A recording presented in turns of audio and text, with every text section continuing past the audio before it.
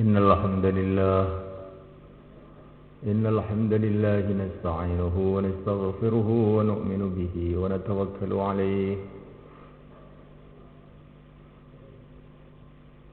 ونعوذ به من شرور أنفسنا ومن سيئات أعمالنا من يهديه الله فلا مضل له ومن يضلل فلا هادي له أشهد أن لا إله إلا الله وحده لا شريك له وأشهد أن سيدنا ومولانا وحبيبنا محمدا عبده ورسوله اللهم صل وسلم وبارك عليه وعلى آله وأصحابه والتابعين لهم إلى يوم القيامة أما بعد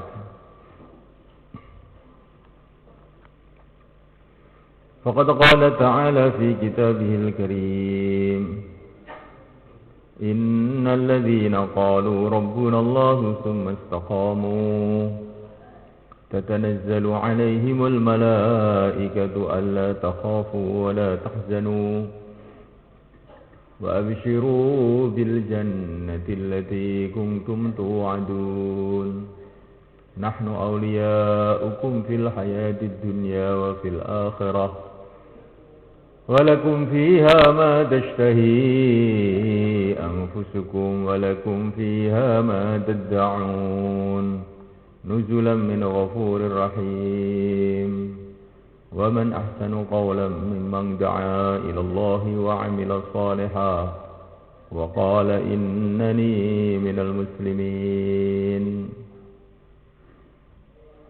ولا تستوي الحسنة ولا السيئة ادفع بالتي هي أحسن وإذا الذي بينك وبينه عداوة كأنه ولي حميم وما يلقاها إلا الذين صبروا وما يلقاها إلا ذو حظ عظيم.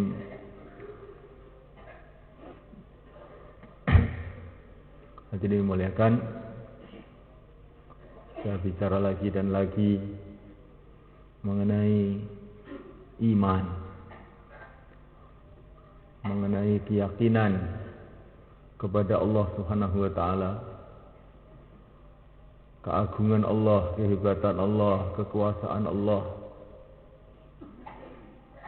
Dialah Allah Tuhan kita, dialah Allah yang menciptakan kita. Dialah Allah yang menciptakan alam semesta. Dialah Allah yang selalu melihat kita. Dialah Allah yang selalu mendengar kita. Dialah Allah yang selalu memelihara kita. Mulai sebelum kita lahir di dunia sampai sekarang dan sampai seterus-terusnya, tidak akan pernah pisah dengan kita. Dialah Allah yang maha agung. Dialah Allah yang maha suci. Tidak bisa diukur oleh otak manusia, pikiran manusia. Dialah Allah yang maha dekat dengan kita, lebih dekat dari urat leher kita. Dialah Allah yang maha Rahman, yang maha kasih sayang atas hamba-hambanya. Dialah Allah yang maha adil. Dialah Allah yang memberikan petunjuk kepada siapa saja yang Allah kehendaki. Dialah Allah yang memberi kesesatan kepada siapa saja yang Allah kehendaki. Dialah Allah yang memuliakan siapa saja yang Allah kehendaki. Dialah Allah yang menghinakan siapa saja yang Allah kehendaki. Dialah Allah, segalanya dari Allah.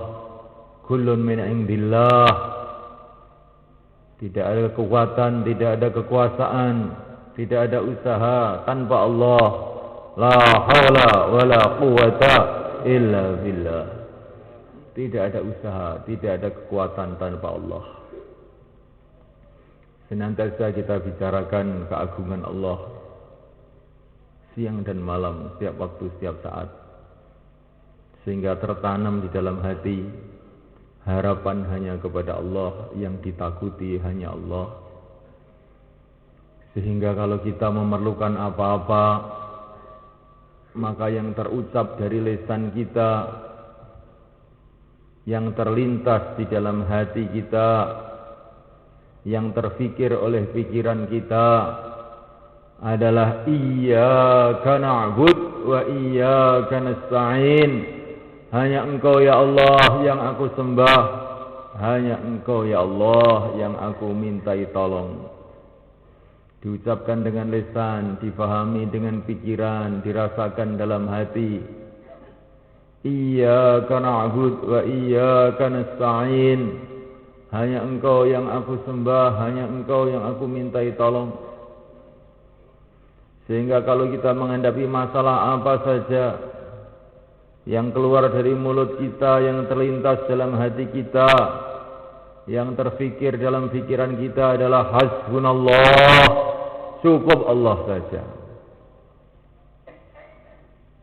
Sehingga kita menghadapi masalah apapun yang terlintas dalam hati kita, yang terucap dengan lisan kita, yang terfikir oleh pikiran kita adalah seperti ucapan Nabi Musa alaihissalatu wassalam, inna ma'ya rabbi, Tuhanku bersama aku. Walaupun saya tidak punya apa-apa, tapi saya cukup punya Allah. Inna ma'ya rabbi, Tuhanku bersama aku. Seperti pula yang terucap oleh lisan yang mulia baginda Muhammad SAW, innallaha ma'ana, Allah bersama kita. Sehingga kita kalau menghadapi masalah apapun saja, penyelesaiannya adalah bagaimana memperbaiki hubungan kita dengan Allah. Man aslaha ma bainahu wa bainallah, aslahallahu ma bainahu wa bainan nas. Barang siapa memperbaiki hubungannya dengan Allah, urusannya dengan Allah, Allah akan memperbaiki hubungannya dan urusannya dengan manusia. Masalah-masalah yang timbul semuanya ini, semuanya itu karena hubungan kita kepada Allah belum benar.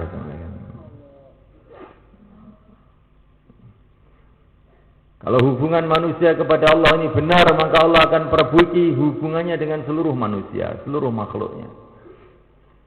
Maka seorang ulama mengatakan, bila saya ini dalam hubungan yang baik kepada Allah, maka saya rasakan kesannya ada dalam istri saya, anak saya, kuda saya, keledai saya. Anak saya jadi taat, istri saya jadi tunduk, keledai dan kuda saya pun jadi nurut. Tapi bila hubungan saya mulai renggang dengan Allah, saya lihat ini semuanya jadi brengsek.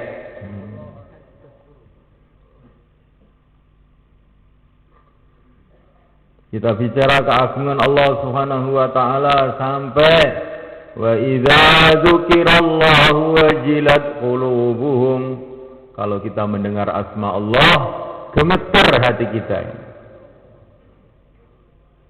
Ini targetnya. Hadirin muliakan Allah Subhanahu wa taala, dan senantiasa kita bicara mengenai keagungan, kemuliaan pimpinan kita, junjungan kita, Sayyidul Anbiya, baginda Muhammad sallallahu alaihi wasallam, semulia-mulianya makhluk. Wa kulluhum min rasulillahi multamisun gharfan minal bahri aw rashfan minad diyami. Kalau ilmunya seluruh makhluk ini dikumpulkan jadi satu, maka itu seperti satu tetes air dibandingkan dengan ilmunya Rasulullah SAW.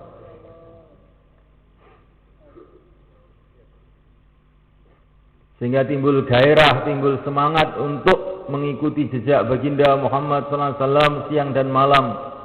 Bagaimana malam kita seperti malamnya Rasulullah SAW, siang kita seperti siangnya Rasulullah SAW. Bagaimana malamnya Rasulullah SAW? Ya ayyuhal muzammil qumil layla illa qalila nisfahu aw inqus minhu qalila aw zid alaihi warattilil qur'ana tartila. Semalam-malam suntuk, separuh malam atau lebih atau kurang sedikit tahajud baca Quran. Ini malam-malamnya Rasulullah. Tahajudnya itu separuh malam, 6 jam. Itu minimalnya. Kadang-kadang semalam suntuk juga.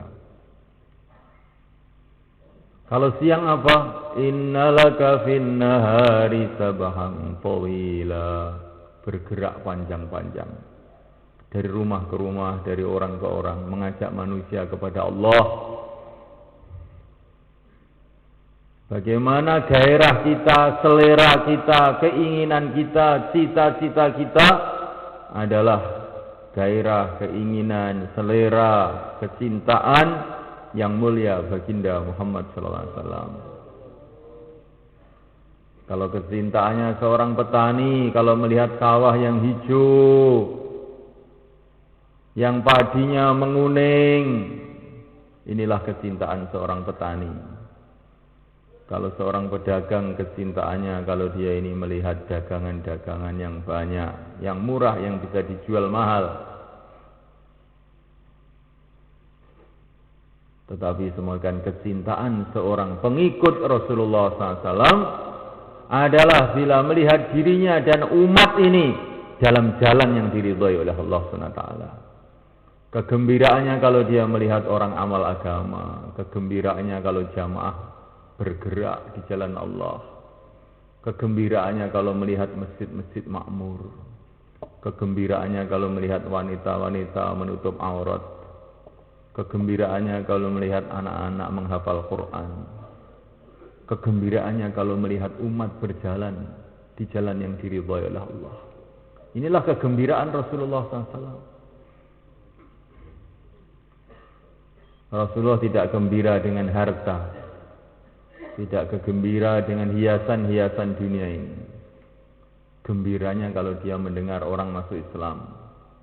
Gembiranya kalau dia melihat orang itu mati dalam la ilaha illallah. Beliau melihat seorang anak muda yang sakit, belum Islam, maka beliau datangi, "Aslim ya ghulam, masuklah Islam hai anak muda." Ketika anak muda tadi mengucapkan la ilaha illallah Muhammadur Rasulullah, kemudian meninggal dunia, baginda Nabi gembira sekali. Alhamdulillah yang telah menyelamatkan dia sebab aku dari api neraka. Inilah gairah Rasulullah SAW. Menangisnya kalau melihat umat tidak amal agama, gembiranya kalau melihat umat ini dalam perjalanan menuju surga. Nah, oleh karena Allah dan senantiasa kita muzakarah mengenai pentingnya salat, sehingga tertanam dalam hati penyelesai seluruh masalah adalah dengan salat. Karena salat adalah menghadapnya seorang hamba kepada Allah. Sehingga ada apa-apa salat, ada apa-apa salat. Idza hazabahu amrun badara ila shalah. Ada masalah apa-apa salat, ada masalah apa-apa salat. Kita muzakarah lagi pentingnya ilmu agama semalakan, sehingga sifat ilmu itu tertanam dalam hati. Bagaimana sifat ilmu? Karena ilmu agama itu ilmu untuk mengenal Allah. Maka tandanya orang itu punya ilmu agama apa? Senantiasa takut kepada Allah. Innama yakhsyallaha min ibadihil ulama. Ilmu agama itu adalah ilmu untuk mempelajari keadaan akhirat. Yang prinsip itu. Maka tandanya orang itu punya ilmu agama, tidak terkesan dengan dunia, rindu kepada akhirat. Ketika Qarun keluar dari rumahnya dengan seluruh perhiasannya, maka orang-orang yang tidak punya ilmu agama, hebat ini Qarun ini. Tetapi orang-orang yang punya ilmu agama, walakum sawabullahi khair, pahala Allah lebih baik. Celaka kamu kalau punya pikiran seperti itu. Qarun itu beruntung. Wailakum sawabullahi khair. Ini tandanya orang ahli ilmu agama itu begitu. Karena dia sudah kenal akhirat, maka tidak terkesan dengan dunia. Dunia itu tampak kecil karena sudah pernah melihat akhirat dengan ilmunya. Sayyidina Ali ditanya, apakah kamu pernah melihat akhirat? Pernah. Bagaimana kamu bisa melihat akhirat?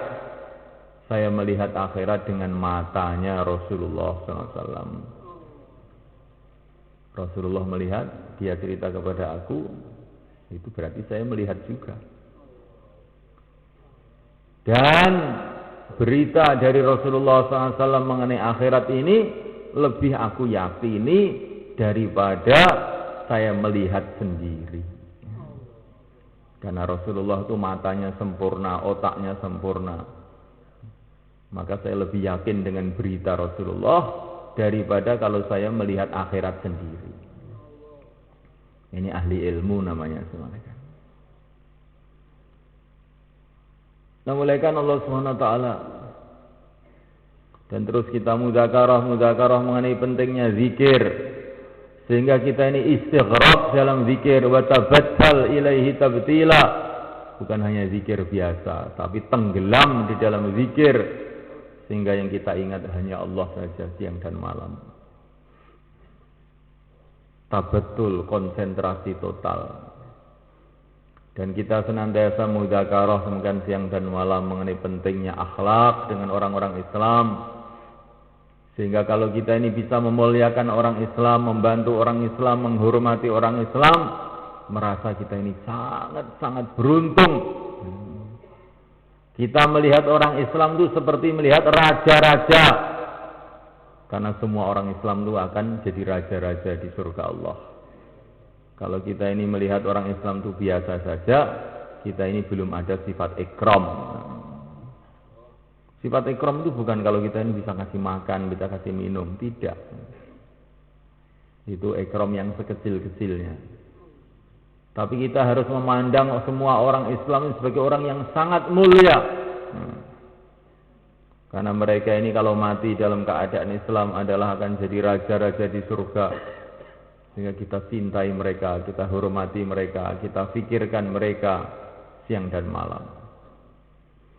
Senantiasa kita mudzakarah mengenai ikhlas, semalakan. Kita milik Allah, seluruh amal kita hanya untuk Allah saja. Kita ini milik Allah, maka seluruh amalan kita hanya untuk Allah. Kita tidak punya apa-apa. Namulakan Allah Ta'ala dan senantiasa kita mudzakarah mengenai kerja Rasulullah, perjuangan Rasulullah SAW. Sehingga perjuangan Rasulullah ini menjadi maksud hidup kita. Jalan hidup kita.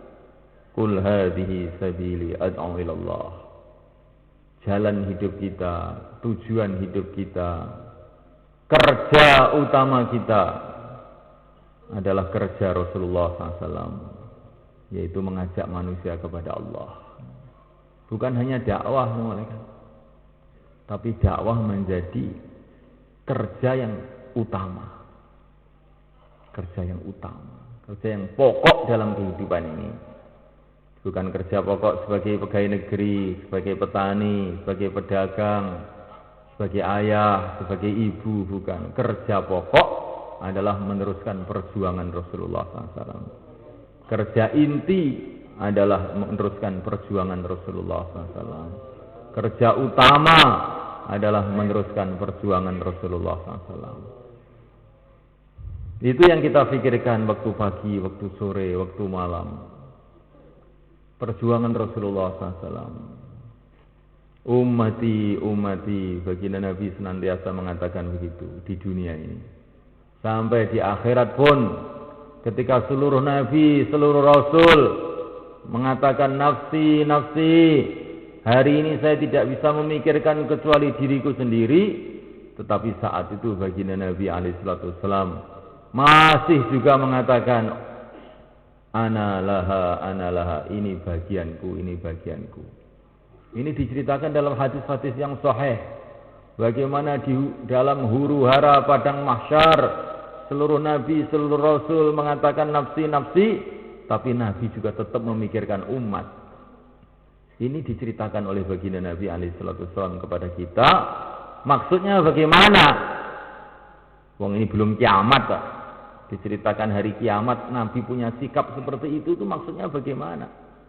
Di antara maksudnya semula kan supaya kita ini punya sikap seperti itu juga Di saat semua orang, semua tokoh, semua orang hebat-hebat sudah putus asa, zaman rusak, zaman gendeng, maka saat itu kita harus berpikir ummati, menirukan fikir Rasulullah SAW. Di saat orang-orang sudah berputus asa, di saat orang-orang sudah loyo, di saat orang-orang sudah semua memikirkan nafsi, maka subhanahu wa ta'ala kita meniru baginda Nabi.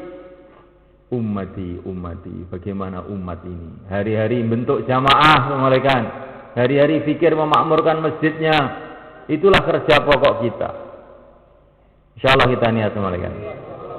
Yang tadi malam sudah daftar atau belum daftar memulaikan, yang mau keluar silakan. Monggo. Yang mau keluar 4 bulan, 40 hari, silakan memulaikan ke selatan semuanya tafakut. Monggo.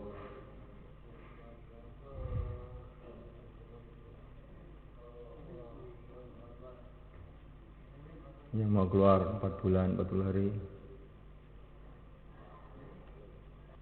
Monggo, sini malih Pak, monggo. Semeneng. Saben dinten, sinten sing dipikir niku kapan aku metu, sapa sing arep tak tokne. Insyaallah Bang ya. Saben dinten niku wong niku nerusne perjuangane Kanjeng Nabi ngoten niku. So, kapan aku arep metu, sapa wong sing arep tak tokne. Bendina ngoten niku. Kapan aku arep nguripne amal masjid, sapa sing arep tak jak. Bendina ngoten niku. Kuwabeh utek e sing pikire ngoten niku. Sawek niki kita niki namine fikire berubah. Jadi fikire Rasulullah SAW. Nderek Kanjeng Nabi, nderek fikire Kanjeng Nabi. Nderek fikire Kanjeng Nabi, nderek prihatine Kanjeng Nabi.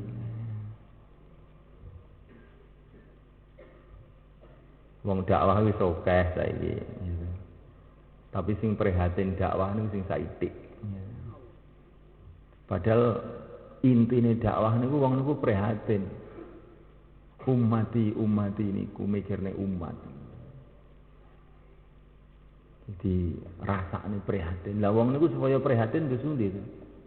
Nek wong niku purun korban. Nek wong niku korban tuku mobil. Ngetokne dhuwit 100 juta, 200 juta. Mobile bret saithik wonten mawon atine lara. Nggih mboten. Tapi nek sampean mboten tumut tuku, mboten tumut kurban, ning mobil glundung ning jurang sampean yang ndelok. Oh. Ning mobil glundung cerita, ning mobil glundung remek, iki ngono kuwi tok bar ngoten sampean tilem. Ora napa, ora melok tuku kok. Semanten iki nek kita niki melok korban ngangge agami kurang sithik atine lara. Kok masjid kok sepi. Wong ngrungokne bayan ngantuk, gitu. Atine lara. Gitu. Tapi nek wong niku mboten korban ngangge agami, eneng wong ngantuk malah tenang, gitu. Eneng wong gak ning masjid nih tenang mawon, gitu. Tapi wong niku nek korban akhirnya prihatin, timbul cinta. Makanya kita niki supaya korban, supaya enten cinta teng agami, prihatin agama iki nek kita purun korban kali agami. Nek mboten nggih. Mboten enten prihatin. Lah nek pun mboten enten prihatin nggih pundi? Malam yahtama bi amril muslimin falaisa minhum kata Nabi. Wong iki nek gak mrihatine urusane wong Islam, duduk golongane. Gawat to Pak niki. Lah supaya prihatin nek kita niki purun korban, ngurepe amal masjid, ngetokne jamaah, bengi ndonga. Nah, akhire prihatin. Terus ya, insyaallah Bang ya. Prihatin juga enten prihatin. Lah nek wong niku enten prihatin enten agami, ana engdal mungkasirati qulubuhum li ajli Gusti Allah niku remen tiyang sing manahe niku remek krana agama. Susah krana agama. Kita niku mrihatene agami niki tanda-tandane kita niki disayangi Gusti Allah niki nek wong mrihatene agama. Nek masa bodho urusan agami niki tandane awake dhewe wis adoh Gusti Allah. Aduh kodalane Kanjeng Nabi ya. Nek wong niku nderek dalane Kanjeng Nabi ya mesti mikir agama, mrihatene agama. Terus ya, insyaallah mangke. Jadi mangke mantuk aja niat mantuk. Qaflatun ka ghazwah. Pulang tapi niatnya berangkat. Ya. Berangkat untuk memamurkan masjid. Menertibkan 2,5 jam. Membentuk jamaah, maka kita ini pulang nilainya seperti berangkat dalam perjuangan. Jangan pulang pikirnya cepat-cepat pulang, ini sudah mau ke kantor, ini sudah mau ke sawah, ini mau saya ke ladang, ini mau kan, maka pulangnya ini tidak ada nilai perjuangan sama sekali. Ya. Tapi kita ini pulang dengan niat untuk menghidupkan amal masjid, untuk membentuk jamaah, sehingga pulang kita ini setiap langkah akan menggugurkan dosa-dosa kita, setiap langkah akan menaikkan derajat kita. Insyaallah. Subhanallah.